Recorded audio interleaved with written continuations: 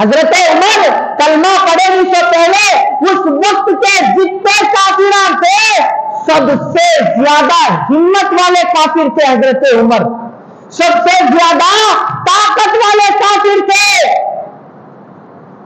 اللہ کے رسول صلی اللہ علیہ وسلم کو قتل کرنے کی ہمت کسی کافر میں تھی تو وہ حضرت عمر کے اندر تھی ایمان لانے سے پہلے۔ حضرت اللہ کے رسول علیہ السلام کی منڈی اڑانے کی طاقت اگر کسی کافر کے اندر تھی تو وہ حضرت عمر کے اندر تھی ایمان لانے سے پہلے۔ اور جب کافروں کے اندر یہ میٹنگ ہوئی اگر محمد کو زندہ چھوڑیں گے، یہ سے جو لوگ ہارنا شروع ہو جاتی، جن کی ہار ہونا شروع ہو جاتی، وہ لوگ اپنے اصلیت سے ہٹ کو مارنا شروع کر ڈالتے۔ ان کی عقل اس ٹائم پہ ایک بولتی مارنے سے ختم ہو جاتا، مارنے سے ختم ہو جاتا۔ تو جو لوگوں کی یہ خیال ہے کہ مارنے سے مسلمان ختم ہو جاتے، تو پھر ایک بار ہماری ہسٹری اٹھا کر پڑھو، جب ہم لوگوں کو مارے گئے ہم لوگ اور زیادہ ہو گئے، اور اب بھی زیادہ ہونے والے نہیں۔ ہمارے اسلام کے ساری واقعات کو اگر پڑھنے کے بعد آج جو ظلم ہے اگر اس کو اسی نظر سے دیکھا جائے تو ہمیں یہ سمجھ میں آتا ہے کہ ایسا لگ رہا ہے ایک نہ ایک دن ایسا آئے گا کہ مسلمانوں کی زیادتی ہوگی اسی ملک کے اندر اور غیروں کی کمی رہیں گی اسی ملک کے اندر۔ ہاں، مکے میں پورے کے پورے کافران تھے، عرب میں پورے کے پورے کافران تھے۔ جب اللہ کے رسول اپنی نبوت کا اعلان کرے، بتائے کون مسلمان تھا دنیا کے اندر؟ کون تھا مسلمان دنیا کے اندر؟ ایک جنا بھی نہیں تھا۔ تو کافران میٹنگ کرے، کیا بولتے؟ اب اگر محمد کو زندہ چھوڑیں گے تو محمد اپنے دین کو پھیلا ڈالیں گا اور مسلمانوں کی زیادتی ہو جائیں گی۔ خالی ہم لوگ زیادہ ہوتے بولے تو ان کے دلوں میں ڈر پیدا ہو جاتا، ان کے دلوں میں خوف پیدا ہو جاتا۔ ہم لوگوں کو کم رکھنا چاہتے ہیں لوگ، لیکن نہیں رہتے ہم لوگ کم۔ برکت ہے ہم لوگوں کے اندر، زیادہ ہوتے چلے جاتے۔ تو پھر میٹنگ میں پوچھا گیا کہ کون جا کے محمد کے سر کو قتل کریں گا، کون جا کے محمد کو جان سے ماریں گا؟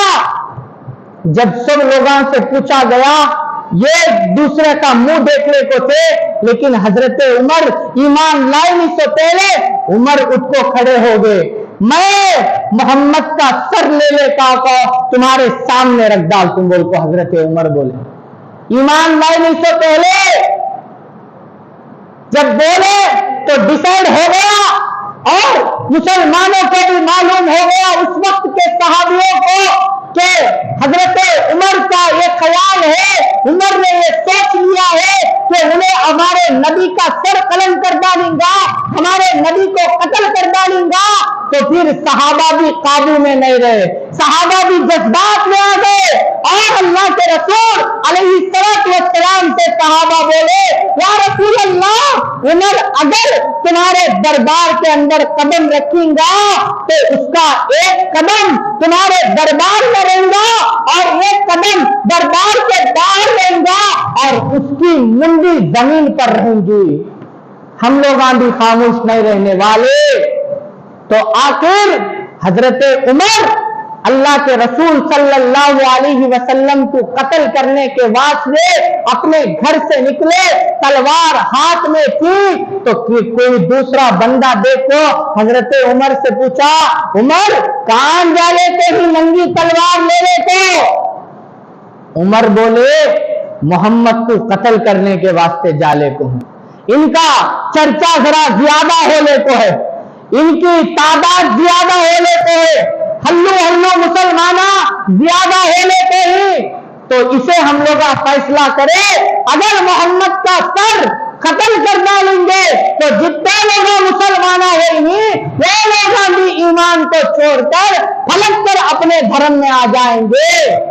تو انہیں بولا اے عمر محمد کے پاس بعد میں جاتے ہو، ذرا پہلے تمہارے بھان کی خبر لو، تمہارے بھان کے گھر کو جاؤ، تمہارے بھان اور تمہارے بھونوی جو ہے ایمان لے کو آ گئی۔ تو پھر حضرت عمر وہاں گئے سو، وہاں جا کے ان کے اوپر ظلم کرے، جب قرآن کی ایک سورت سنے تو ان کا خیال ہی بدل گیا، ان کا دل بدل گیا، اور انہوں روتے روتے ہوئے آیا صحابہ انتظار کر لیتے ہیں، اب عمر آنے کا وقت ہونے کو ہے، کب آتے تمہیں معلوم، اگر آئیں گے تو ہم لوگ تمہارے پاس آنے سے پہلے یا رسول اللہ ہم لوگ عمر کا قتل کر ڈالیں گے۔